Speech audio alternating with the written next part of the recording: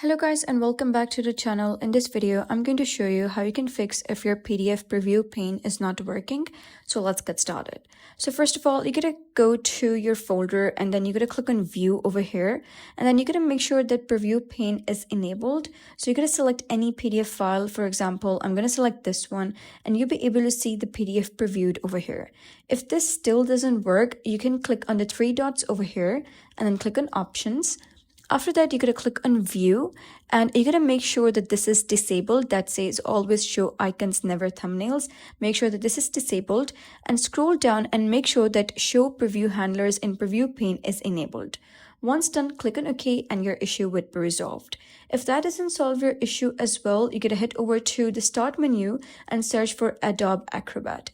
Once it's loaded, you're going to click on menu at the top left, scroll down and you're going to click on preferences. Make sure that you're on the general category and then you're going to enable this one that says enable PDF thumbnail previews in Windows Explorer. Simply enable it, scroll down and then click on OK.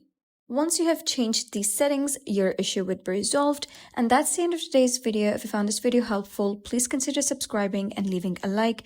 It really helps me out and I'll see you next time.